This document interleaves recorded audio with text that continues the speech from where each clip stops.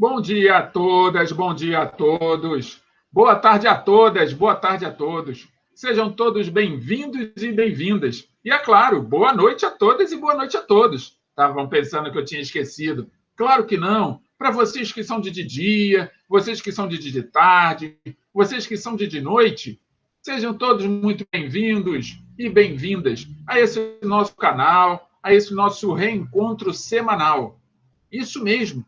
Todas as semanas nós nos reencontramos nesse mesmo horário, nesse mesmo canal. Para quê? Simples. Para termos uma aula de filosofia. Então, sejam muito bem-vindos e bem-vindas novamente para esta aula de filosofia. Mas, para que a gente faça esta aula acontecer de forma fluídica, de forma tranquila, de forma harmônica, precisamos estar preparados. Vocês estão preparados? Estão preparadas? Ainda não? Então vai aí o nosso lembrete. Façam o que é necessário. Pegue o seu material de trabalho. Qual é o seu material de trabalho? Está aí na tela. Uma sugestão para vocês. Pegue o seu smartphone. Afinal de contas, vocês não conseguem me ver se não tiverem um equipamento tecnológico. Vocês podem até me ouvir, mas mesmo assim vão precisar do equipamento tecnológico. Então, se é um smartphone, se é um tablet, se é um celular mais simples ou um celular mais moderno, ou se é simplesmente um computador, um notebook ou um netbook, não importa a forma como você vai estar recebendo. O importante é saber que você está aqui, ao nosso lado, juntinhos de nós, juntos e separados, lembram? A tecnologia permite que isso aconteça. Mas não basta você ter esse equipamento tecnológico. Você tem que ter seu material de estudo. Está com o seu livro aí? Sim. Aquele livro que você recebeu na escola, não está? Esqueceu dele? Ou então não recebeu? Não sabe onde está? Não tem problema, tá? No final desta aula, assim que vocês receberem a atividade, vocês vão, junto com a atividade, receber as páginas do livro que nós vamos utilizar no dia de hoje. Agora, se você tem o livro, pegue ele. Acompanhe a leitura, acompanhe a aula, porque tudo que a gente apresenta aqui usa como suporte o livro didático de vocês, que é o livro Filosofando. Agora, além do livro, já estão com o caderno na mão? Percebam que o caderno está aí para que vocês possam fazer as anotações que considerarem mais importantes. Exatamente. Então, aproveite que você está aí com a sua caneta e seu lápis. Claro, você não vai pegar o caderno sem caneta e lápis. Pega o lápis, sua borracha já está em mãos, a régua, caso o seu caderno não tenha linhas. Pegue e anote a data de hoje. Isso, vai lá, anota a data de hoje. Ah, agora sim, mas não está completo. Falta mais uma coisa. O que está faltando? É claro, o nome da disciplina, filosofia. Já colocou? Maravilha. Agora, anota o nome do professor, está logo aqui embaixo. Isso, agora a gente já está começando a estar quase preparados e preparados para a aula. Mas só falta uma coisinha, ou duas coisinhas. Quais seriam? Claro, está aí na tela. Olha só, o fato de nós estarmos voltados para o mundo, estarmos agora nos conectando com o mundo inteiro através da internet, não significa que a gente não precise se preocupar com o lugar onde nós vamos assistir esta aula. Então, aproveite aí o sofá da sua sala. Sim, sente confortavelmente com o seu material de trabalho. Não vai ser no sofá? Não tem problema, pode ser sim na cadeira da sala ou na cadeira da cozinha, onde tiver uma cadeirinha, uma mesinha, pode sentar lá, pode ser na cadeirinha da varanda. Mas percebam, para que você acompanhe essa aula de uma maneira tranquila, até o fim, importante ter água na mão, hein? Olha, a água, eu já estou com a minha aqui. E você, já está com a sua? Pegue a sua canequinha d'água, coloque água do teu lado, é importante para você se hidratar durante a aula. Agora tem um aviso importantíssimo. Está vendo esse símbolo aqui de proibido? Exatamente. É proibido assistir essa aula deitado na cama. É proibido, terminantemente proibido assistir esta aula deitado à cama. Por quê? É fácil de saber. Porque na cama você vai acabar dormindo, não vai atender nada, não vai acompanhar nada e nem vai fazer as reflexões com as quais nós vamos estar aqui estimulando cada um de vocês a terem, tá? E por último, garanto que a última coisa que eu vou lembrar vocês: inscrevam-se no nosso canal. Essa aula está sendo transmitida pelo YouTube também. Então, quer receber as notificações da próxima aula? Clique lá no seu sininho. Vocês já estão acostumados com essa informação. Tudo que é vídeo que vocês assistem no YouTube, falam para você clicar no sininho. Mas mais importante do que tudo, inscreva-se. Clica-se lá no botão de inscrever-se no canal. Depois você clica no sininho.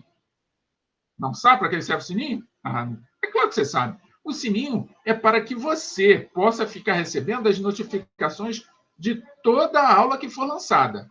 A inscrição no canal não garante isso. O que garante é clicar no sininho para receber todas as notificações. E no final da aula, clique em gostei, se de fato você se sentir melhor do que entrou nesta aula. Então, se ao final da aula você perceber que você aprendeu alguma coisa, que esta coisa fez você se sentir bem, clique em gostei. Mas se não gostou da aula, achou que ela não atingiu o objetivo, não tem problema. Apenas não clique em nada, não precisa fazer nada. É só não fazer nada. E por último, tão importante quanto, conhece alguém que está sem aula? Conhece alguém que quer aprender um pouco mais? Ou que está querendo novas formas de estudar, seja para o que for? Compartilhe este vídeo. Compartilhe essa videoaula. Compartilhe esta aula que nós estamos aqui transmitindo para vocês. E dessa forma vocês vão estar ajudando mais pessoas a receberem esse material de forma gratuita. Ficamos combinados assim, então? Lembrando sempre, tudo que a gente apresenta aqui foi preparado de uma forma totalmente cuidadosa com vocês. Porque eu falei assim, pausadamente, para que vocês todos, independente de suas características, possam entender isso. Cada aula que vocês recebem aqui por o nosso canal foi preparada cuidadosamente para vocês. Sim, porque vocês são importantes, são merecedores de ter cada vez mais o melhor. Mas para isso, precisam também dar o melhor de vocês. Observem ao redor, percebam o quanto de coisas que vocês já aprenderam desde o início do nosso isolamento social. E a partir desses aprendizados, com toda certeza, vocês já são muito melhores do que quando começaram. Talvez estejam olhando de forma atenta para a sua melhoria, mas eu posso afirmar que em breve você vai perceber o quanto que você já evoluiu. E por falar em evolução, olha que interessante, o tema da nossa aula de hoje já começa com uma pergunta: evolucionismo ou criacionismo? Sim, porque se você perdeu alguma aula, volte nas últimas aulas que você vai saber qual é o assunto que nós estamos tratando. Mas se você não quer esperar ao final desta aula para clicar na janelinha que vai dizer para vocês, apresentar para vocês todas as aulas dentro de uma playlist, não tem problema. Eu adianto isso para vocês. Nas últimas aulas, nós estamos falando da transição entre conhecimento filosófico para conhecimento científico. É quando a ciência se torna autônoma, deixa de ser tudo filosofia para também ser ciência. E o conhecimento científico, para se diferenciar da filosofia ou do conhecimento filosófico, ele produziu o seu próprio método. E ao longo dos séculos, foi ganhando cada vez mais importância na evolução da humanidade, na descoberta dos fenômenos, da explicação dos diferentes fenômenos que atingem a vida como um todo. Pois bem, então eu trouxe aqui o nosso personagem, Calvin, uma tirinha chamada Haroldo e Calvin. Quem conhece a tirinha, o Haroldo é um tigre e o Calvin é esse menino aí. Olha o que esse menininho diz. Na minha opinião, se algo é tão complicado que não se pode explicar em 10 segundos, então, provavelmente, isso não vale a pena ser entendido. Vocês concordam com Calvin? Será que algo precisa ser explicado de forma rápida sintética, resumida, em apenas 10 segundos? E se não for explicado em 10 segundos, não vale a pena? Em épocas de aulas remotas, de troca de informações a longa distância, é muito comum nós todos nos habituarmos a ler pouco, a receber pouca informação, ou informação de forma restrita, sintetizada. É comum isso acontecer hoje em dia. Mas por que é comum? Porque nós estamos cada vez mais recebendo informações em grande quantidade. Quantidade tão grande que a nossa capacidade intelectual não consegue dar conta de todas as informações. Então, você e eu e muitos acabam optando por dar atenção apenas àquilo que é restrito, aquilo que é sintetizado, aquilo que é resumido. Então, uma aula como esta, que é uma aula como outra qualquer, como estaríamos dando numa sala de aula presencial. Uma aula como esta, que demoraria aí os seus 50 minutos, seus 55, os seus 60 minutos, como nós fazemos aqui com vocês, muitos só vão querer assistir uma aula como esta se ela tiver 5, 10, no máximo 15 minutos, que é o quanto que ele consegue ficar diante do seu smartphone ou do seu computador assistindo. Até mesmo filmes. Se o filme leva 2 horas e meia, por exemplo, de duração, muitos desistem de assistir o filme porque ele é muito longo. Então, essa é a ideia do nosso personagem calvo. Agora, será que, seja a sua percepção de mundo, da existência da vida, fundamentada no criacionismo, ou fundamentada ou com suporte no evolucionismo, tanto um quanto o outro, aconteceu assim, de uma hora para outra, em pouco tempo? Ou levou muito tempo para qualquer uma das duas teorias explicarem toda a existência na vida, de vida na Terra? Pensem, mas não respondam, apenas pensem. É uma pergunta filosófica. Evolucionismo ou criacionismo? Então, aqui a gente vai dar um olhar mais específico para o evolucionismo. Por que não criacionismo? Simples. Porque os criacionistas, eles tinham uma visão fundamentada na fé, na religião. Então, aqui nós não vamos tratar de religião. Nós aqui estamos falando de filosofia. Poderíamos até falar da filosofia da religião, mas não é o nosso foco, não é aquilo que nós vamos dar ênfase. Vamos apenas citar como referência. Tudo bem? Então, vamos lá. Então, nas páginas que nós estamos utilizando são as páginas 326 e 327 do livro Filosofando. Então, em contraposição aos criacionistas, os cientistas argumentam que a fé não deve ser tomada como critério de avaliação de uma teoria científica. Vejam, o que os criacionistas fazem é eles fundamentam as suas explicações na fé. O cientista não quer dizer que ele não tenha fé, ele tem fé, só que ele é um profissional, ele está trabalhando.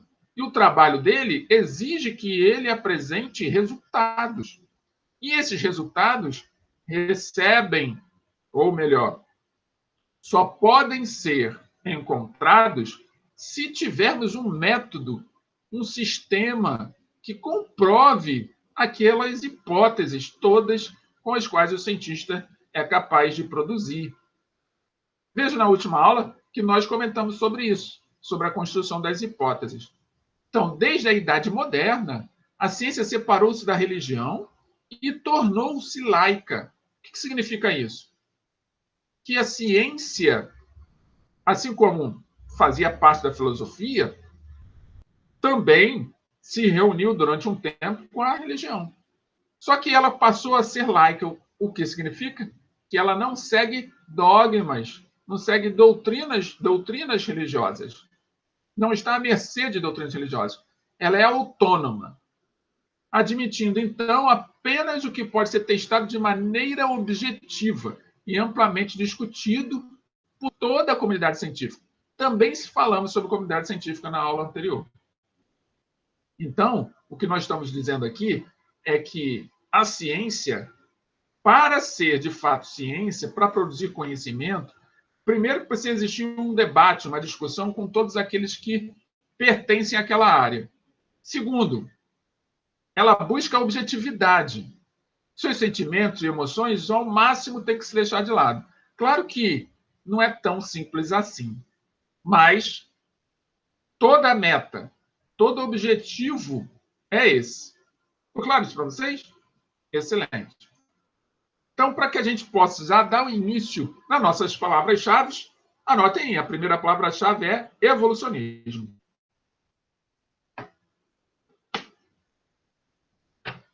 Anotaram evolucionismo? Muito bem.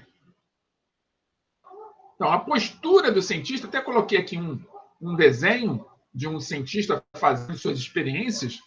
A postura do cientista não significa desrespeito ou negação de crenças pessoais. Muito pelo contrário, ele tem suas crenças. Ele pode até ter religião, mas quando ele está ali na execução da tarefa, ele precisa colocar as suas crenças de lado para poder fazer o exercício científico, para fazer a prática científica, para poder enxergar os problemas e encontrar as soluções para eles. Então, não aceita a fé como critério de fundamento para as suas teorias, por não se coadunar com a exigência de evidência empírica e de rigor do método. Então, a fé não exige uma evidência. Podemos ter evidências? Sim, mas não vamos tratar aqui sobre isso. Porque aqui a gente está buscando compreender primeiro a ciência. Então, a ciência é essa com toda a certeza. Não tem dúvida. Precisa ter evidência. E como é que se faz evidência aparecer? Utilizando método. Que método seria esse? Cada área de conhecimento tem o seu método. A biologia tem o seu método, a física tem o seu método, a química tem o seu método, a sociologia tem o seu método. Cada uma vai usar um método que mais lhe cabe, que mais lhe traz resultado. E esses métodos vão ser apresentados na hora de concluir a teoria, na hora de comprovar a hipótese. Agora, lembrando, ciência traz verdades, não forma a verdade. Entenderam isso? A ciência, ela produz verdades, mas ela não define a verdade. O que isso significa? Que a ciência, ela está em contínuo aperfeiçoamento. O tempo todo tem surgido novas hipóteses sobre temas que já foram discutidos ao longo dos séculos. E para que elas servem? Para que a gente possa avançar. Daí a importância desse conceito que nós trouxemos na palavra-chave, que é o evolucionismo. Então, para a ciência, ela está totalmente associada à ideia do evolucionismo, da evolução da espécie. E quem trouxe uma grande contribuição para a reflexão a respeito da evolução da espécie foi o cientista Charles Darwin. O Darwin, que também carrega no seu nome a ideia do evolucionismo, porque o evolucionismo tem como sinônimo darwinismo, ele, quando escreve a teoria das espécies, da evolução das espécies, e quem já estudou biologia deve saber um pouco sobre isso, ele revoluciona a ciência, que até então muito já tinha se falado, mas muito já tinha se falado com base no criacionismo, na criação divina. E o Darwin traz uma coisa que não tinha sido discutida ainda, e que até hoje ainda é muito discutida. A ideia aqui é mostrar apenas que a ciência está em constante desenvolvimimento. E vários cientistas, filósofos, físicos, químicos contribuem para essa evolução. Ficou claro isso para vocês? As práticas, isso aqui é evidência empírica, está vendo esse desenho? O sentido do teste, isso é empirismo. Ele está testando, está fazendo uma experiência. Ficou claro isso para vocês? Excelente. Dúvidas? Perguntas? Está se sentindo incomodado com alguma coisa? Não concorda? Tem problema. Escreva aí no comentário. Não concorda? Você tem todo o direito de não concordar. Agora, detalhe. Esta é uma aula de filosofia. Se é uma aula de filosofia, quer apresentar um comentário? Não use opiniões. Busque argumentos. Respeito a opinião de todo mundo. Mas, para debate filosófico, nós precisamos buscar argumentos. Então, se você tem uma ideia, você concorda ou não discorda com o que já foi produzido aqui durante as aulas, respeito você. Mas, quer debater, traga argumentos, apresente suas ideias. E assim a gente vai crescer e amadurecer a nossa capacidade intelectual. Ficou claro? Tamo junto? Vamos lá, continuando. As verdades da fé são irrefutáveis. Por quê? Derivam de revelação divina e devem ser aceitas sem crítica, o que contraria a possibilidade de revisão de qualquer conclusão científica. Enfim, ciência e religião, por mais que andem separadas, elas o tempo todo ficam buscando explicações para aquilo que nós ainda temos dúvida. Quando o assunto é religioso, há pouca discussão a respeito. Quando o assunto é científico, ao contrário, há muita discussão a respeito. Será que, e aí vai uma pergunta, uma estimulação a vocês. Será que nós, religiosamente, não podemos também buscar explicações através de evidências? Pensem, se tivermos evidências, por exemplo, da existência de Deus, evidências, algo que aconteceu com você agora e que pode ser comprovado cientificamente, não fortaleceria muito mais a fé? É um questionamento que eu estou fazendo a vocês. Mas por trás desse questionamento, eu já vou trazer para vocês uma parte daquilo que os cientistas podem perfeitamente explicar. Se eu sou um cientista e busco a explicação sobre qualquer fenômeno ligado à natureza humana, percebam, da onde que eu tiro a minha motivação para buscar a explicação desse fenômeno de forma científica? Acompanharam? Estão entendendo? É isso aí. O cientista, por mais que ele fale assim, eu não creio, o fato dele não crer é o que o motiva a provar a não existência de um fenômeno metafísico, que é como a gente fala, é a expressão que a gente usa para explicar aquilo que não é físico, que não pode ser explicado cientificamente, por isso metafísico. Então ele usa isso como estímulo para poder provar.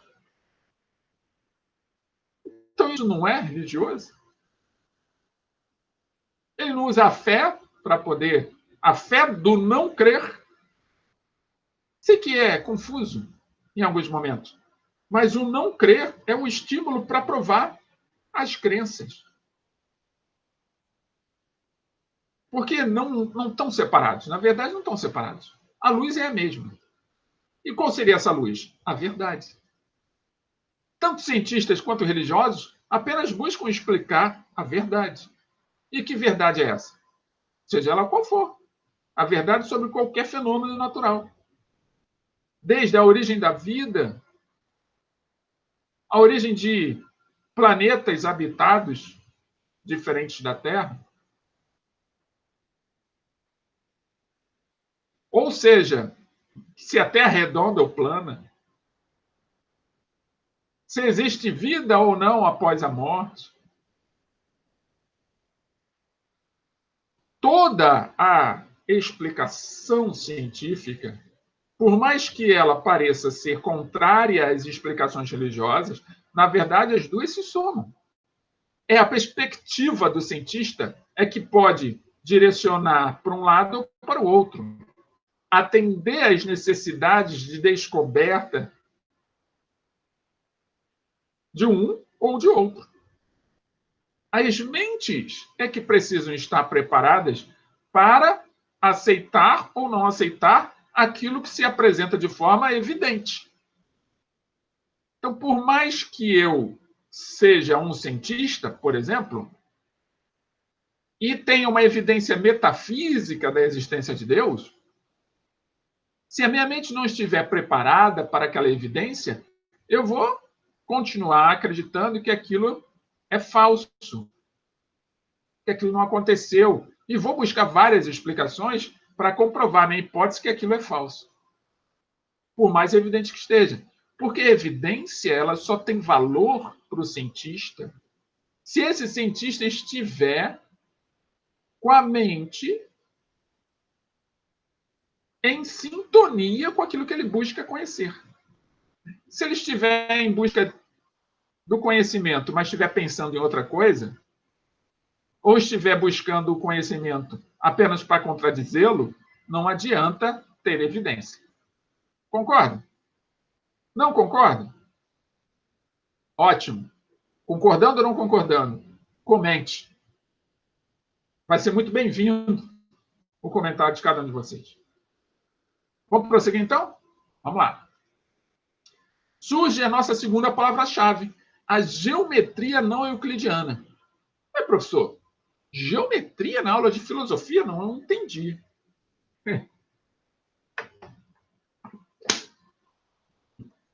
Importante sempre lembrar que as ciências saíram da filosofia. Então, antes da geometria, da matemática, seja geometria e matemática, já foi filosofia. Então, a geometria não euclidiana é aquela que contradiz a geometria euclidiana. Você já deve ter estudado os teoremas.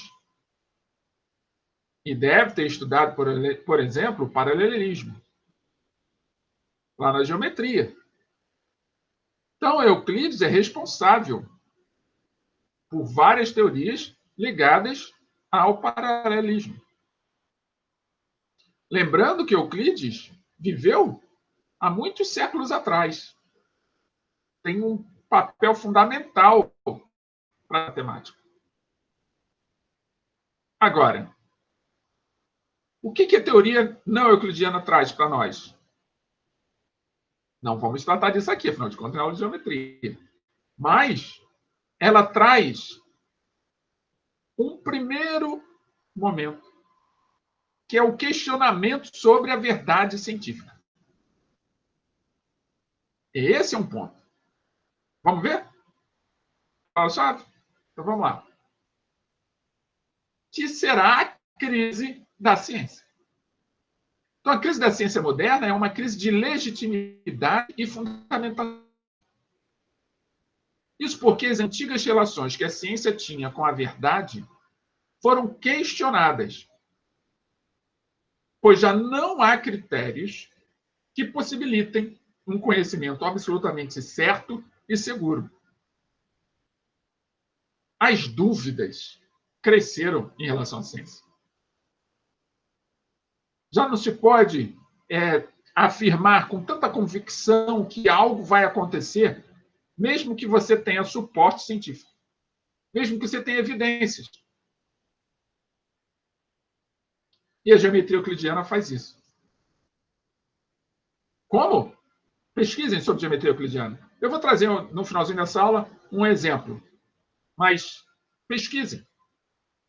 Então, da mesma forma que a filosofia era o campo de saber privilegiado, sim, lembra? Lá no início da filosofia, na Grécia Antiga, era o campo de saber privilegiado e detinha o prestígio e reconhecimento social até o século XVIII, sendo substituída pela ciência no século XIX, que seria o século das luzes, o mesmo pode se repetir. O que pode se repetir? essa perda do prestígio que a filosofia teve, o mesmo pode se repetir com a ciência. Ou seja, outra forma de conhecimento pode assumir o papel, que é o da ciência. O papel que a ciência ocupa hoje na sociedade pode ser substituído por outra forma de conhecer. Então, a gente precisa ser preparado. Então, Einstein, grande físico, desenvolveu uma teoria que vocês já sabem, chamada teoria da relatividade. A ideia da relatividade quebra a ideia da física newtoniana.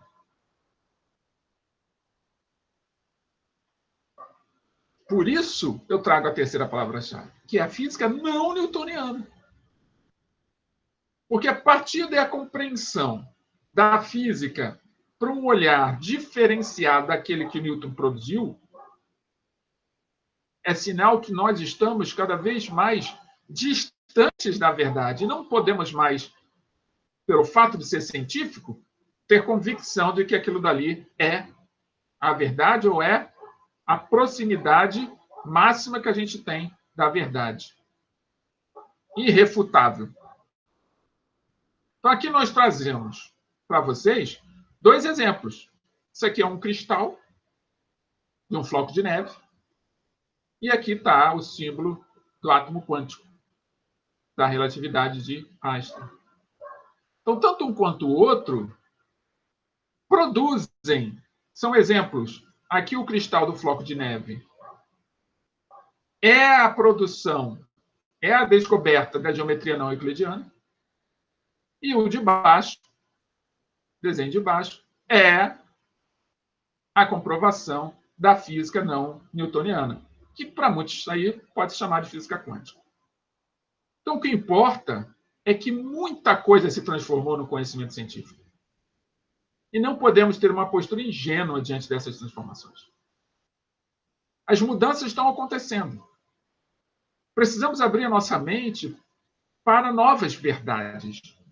Vejam nós, todos agora, estudando à distância. Há um ano atrás, a gente nem parava para pensar nisso. Então, novas verdades vão surgir. Não precisa ser muito experiente na ciência ou muito experiente na filosofia. Basta olhar ao redor. Mudanças estão sendo propostas. Então, a gente precisa se colocar à disposição do entendimento, da compreensão, da busca da verdade, sem buscar convicção a respeito da verdade, ou fundamentada numa ciência, ou fundamentada em outro conhecimento qualquer.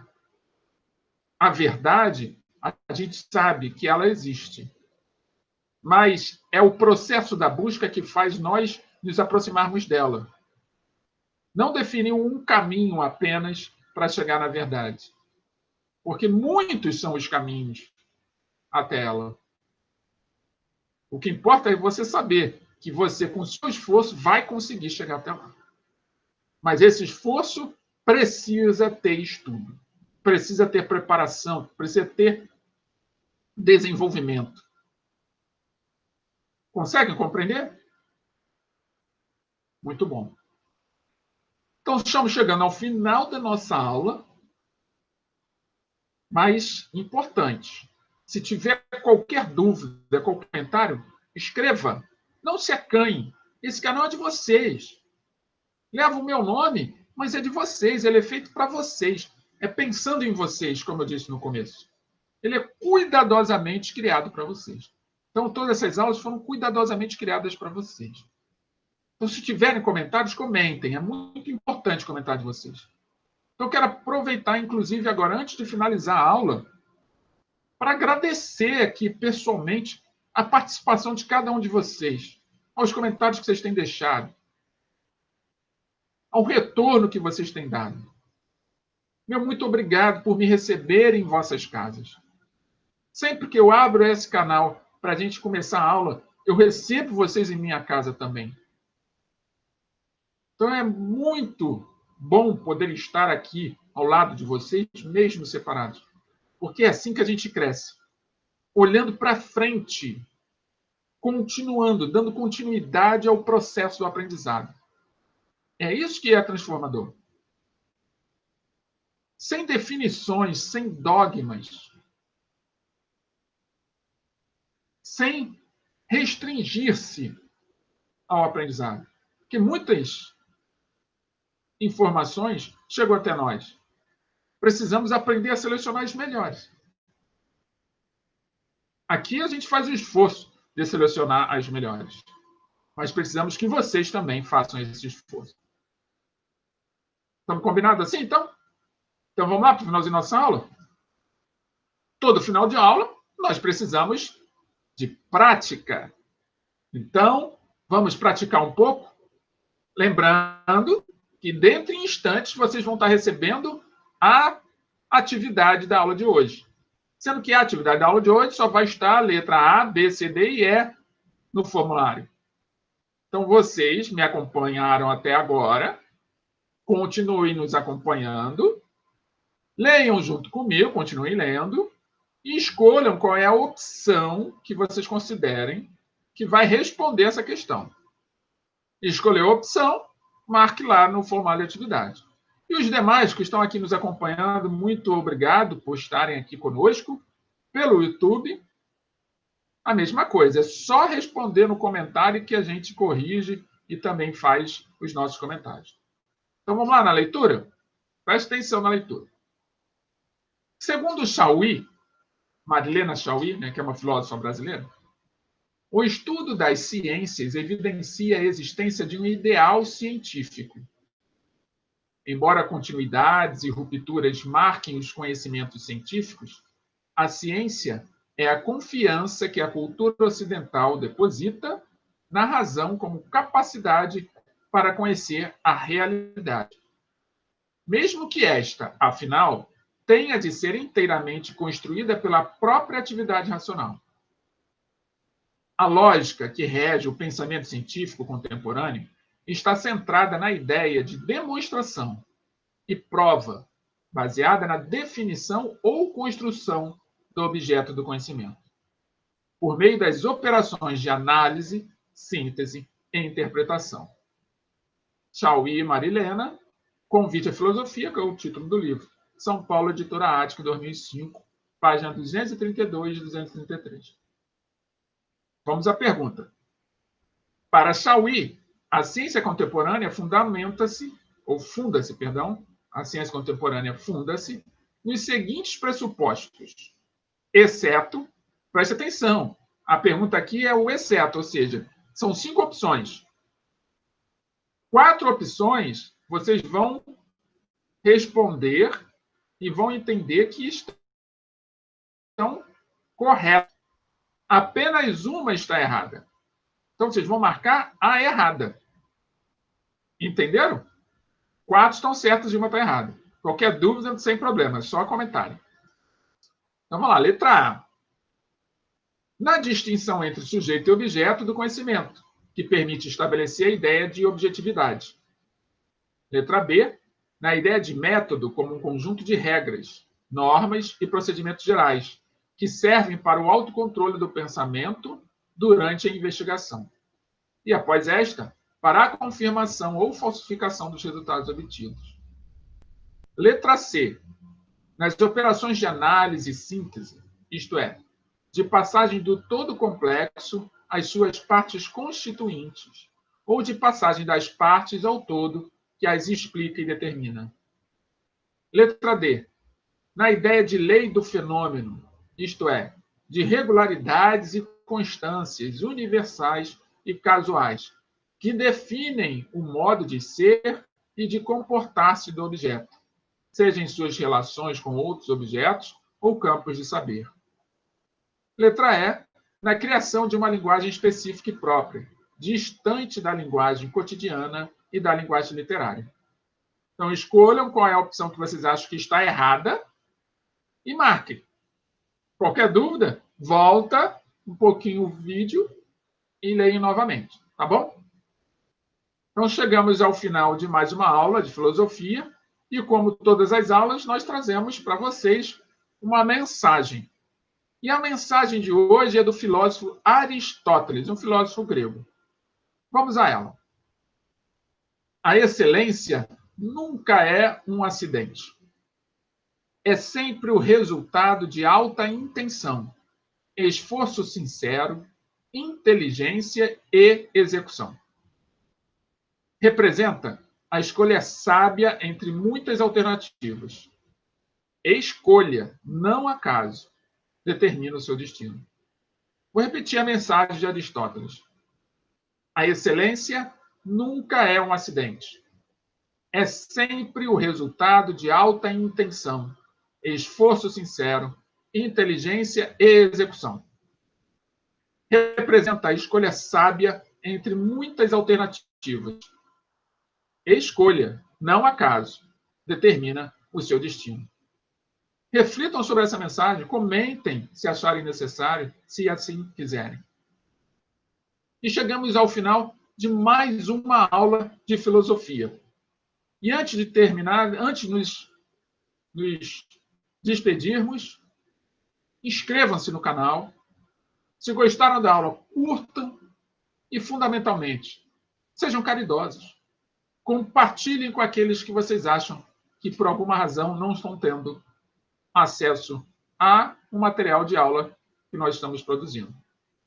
E assim, concluímos a nossa aula de filosofia com a convicção de que nos reencontraremos na próxima semana, nesse mesmo horário, nesse mesmo canal.